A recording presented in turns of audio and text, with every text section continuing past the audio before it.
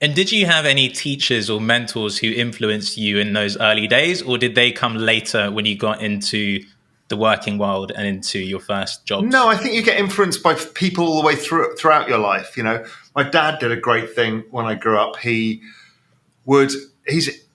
Indian and was very much liked having kind of children as part of the environment that he would be in. So if he would have business guests or they'd have a party or a dinner party, my sister and I would be there serving drinks, and we got to mix with all sorts of amazing people at a young age and learn how to integrate with all sorts of different types of people. So, that kind of thing was always good. And I had a lot of mentors throughout being young, even at university. It was generally people who taught you what life was about, as opposed to what education was about. And, those little life hacks and life tricks are what make you as a person as you grow. And my biggest influence, I think, for a long time in my kind of view on the world and quality of life and how you spend your time was my cousin, who had forced me to think about retiring early when I did, when I was 36. And she was just like, there's more to life than all of this. Now, I didn't really retire, but, it was a good idea at the time. Just curious then, rewinding and going back to sort of your early days, building a relationship with the markets, getting an understanding of what was going on, building a bit of an understanding. I know you sort of speak extensively and, even wrote a little book on business cycles, which I read. When did you start to get that sort of desire to really go deep? At what stage in your career did you start going really deep into that stuff, looking back at history, getting into economics from a practical lens of understanding the world around you? Like, how did that happen and what did it look like for you? That's a good question because I don't know. So it all started to me, as I've mentioned many times in the past, with an understanding that my brain is very visual. So charting really helped me understand what was going on and to digest a lot of things at the same time. So that was a broad thing. But I never forget sitting. I was at Goldman, I think. No, maybe before. I was at NatWest. And there was a guy who ran the macro portfolio for Amiga Advisors, for Lee Cooperman's shop. And they had a big macro book at that time. And I remember the guy reeling off, economic data, facts and figures, blah, blah, blah. I'm like, how the hell does he remember all this stuff? And then I don't know what happened. It's kind of a process of osmosis. It's usually a market event that catches you that you suddenly start learning from. So for me, the big event was the Asian crisis. So 1997, you start reading about deflation. You start reading about how these things work and valuations and the flow of funds and how currencies interact with commodities. And then suddenly the whole world reveals itself. So you need that kind of one anchor point because you don't know why you're learning. But when you have an event, that one seed event, it teaches you how to learn because suddenly it applies to everything. And once I did that, I was much better able to navigate 2000 because I could see it coming. I had a framework of understanding. And then I'd started developing some ideas around the business cycle there. And then running a hedge fund, I developed this whole kind of idea of using the ISM and the business cycle as a way of figuring out where asset prices are going, where they should be going, where they've come from, and that whole narrative on what moves things. I want to come back to the business cycle in a second and talk about, to what extent do we need to update our view of business cycles given what's going on and what's still relevant and what's not. But just before then, obviously you had a long and successful career trading.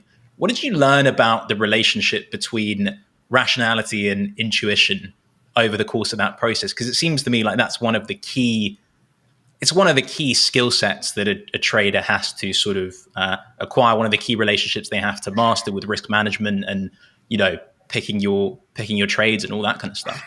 It's really hard because everybody's different. We all operate different ways. We all have a natural different risk tolerance. Just it's a function of who we are as people. So it's really hard to find your groove, what makes sense. It's really hard to know when your gut instinct is right or whether it's just you wanting something to happen. And it's really bloody hard. And that's where risk management comes in. But even risk management is a minefield because you find that people trade with too tighter stops because their time horizon is too long And so you need a natural order of volatility for a larger time horizon. But if if your stop loss is too tight, then you never capture it. So it's learning how to capture what your natural trade horizon is. And it was Paul Tudor Jones who taught me that. He said to me that he thought that the best traders that he'd seen were the people whose idea horizon matched their trade time horizon. Because too many people try and trade a business cycle, which is a 6 months to 2 year view or even longer, and try and trade it in a 1 month time horizon. Well, obviously that doesn't make sense. What you should be trading in 1 month is that 1 month's view. And so it's learning about those things where you naturally lie. Some people are brilliant short-term traders. I'm terrible at it. I used to be good at some things. I used to trade the Bund quite well short-term. But some markets you feel in sync with, but it's actually not my natural order because my view is always on the horizon and it tends to be longer. And I tend to be much better at seeing big picture trends than I am in figuring out what the market's going to do this week. You also designed, I think, or helped design a program for the BBC $1 Million Traders. So you actually, and obviously I'm sure you had lots of people working under you over various different stages in your career. So just curious to hear if you learned anything through that process of teaching others. And obviously, to an extent, every skill set is learnable to a degree, right? But usually the elite performers in any field, they've got that little something extra, whatever you want to call it, right? Wherever it comes from. They've got a knack for it and they're able to just outperform the others, even if other people have trained really, really, really hard. Did you get an understanding of that sort of, what was it about the people who excelled that you were teaching and the ones who didn't? Was there anything that you picked up on that? Firstly, most people were teachable. So the art of being a hedge fund manager is not so much an art as a learning. So in general, you don't need to be naturally gifted to be able to capture profits from financial investing. But some people were so non-rules based that they're always likely to blow up. So there's a group of those people who just don't think of the world in those terms. So their skill sets are best applied to other things where they can be more creative with how they think and how they apply themselves and their brains. And then there's a group of people who are disciplined, try and learn more and understand where they made mistakes and what they're trying to do and always be learning and always be trying to improve. Those people tended to do better and consistently better. The key thing is to be consistently good because we can all be good for a period of time. We can all buy Bitcoin and it goes up and we all now think we're the best traders in the world. We're not. Yeah. It's because it's a rampant bull market. It makes everybody look good. Yeah, I think a lot of people are looking good at the moment, which we'll get into. The end game was like one of the most shared pieces of financial information in history. Went viral in 2012. You predicted a collapse in the world's financial system that didn't eventually materialize, but you were obviously on to something, right? And you've spoken about that on a video on Real Vision as well.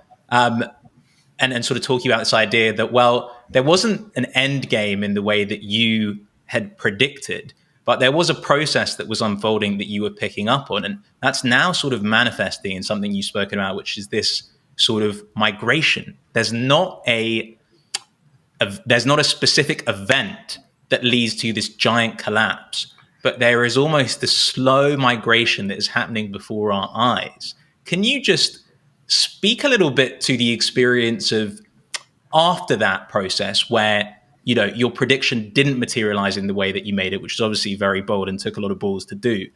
What was the sort of fallout from that process for you? Well, I didn't go public. Somebody leaked it from a Morgan Stanley hedge fund conference in Shanghai. So it was not a public thing. I was in Europe and we almost lost the European financial system. Now that piece came out before it all blew up. It was just starting to happen. And I was like, okay, this is where it could go. Now, there are no certainties in anything, and particularly in markets. So what you're looking at is probabilities. So here was a probabilistic outcome that the markets were going to price, and they did price it. It didn't happen because at the last moment, it pretty much got stopped by two events. One was the famous Mario Draghi quote, but also on top of that, it was the EU forcing, or the ECB forcing, a bailout on the Spanish on their banking system, and it would have gone probably on the Monday morning. It would have blown up. And they forced it because Spain didn't want to take the money. So the system got rescued. So does that make the analysis of the fragility of the system right or wrong? It makes it right because it was there and it had to be saved. Now, because it didn't blow up, doesn't make the process by which you come to the understanding of what's going on wrong. Because everything, even if I had a 5% probability of being wrong and I was wrong, that's still a probability, and that's how it played out, and that's okay. But that actually all came, my understanding of all of this actually came from this Asian crisis, seeing what was going on, learning that, seeing how the world's greatest hedge fund managers dealt with this, then reading the Soros book, The Crisis of Global Capitalism, which was written over that period. And he said, this is only the start, and it's likely to consume the core, which is the developed markets. That rolled out into 2000. And what happened in 2000 is, yes, we got rid of the equity bubble, but we created another bubble, which was debt, which was already being built. And then that process started going, oh my God, this is getting bigger. Then we get to 2008. That blows up, but then it starts growing again and it's rolling into Europe, and that doesn't go away. And then we wind forwards, and we're now with the biggest debt bubble in history. It's an extraordinary process by which you start to see that this system is not destroying itself. It comes close every time, but never does. And then this time around, it really should have gone. It was the biggest recession in all history and didn't.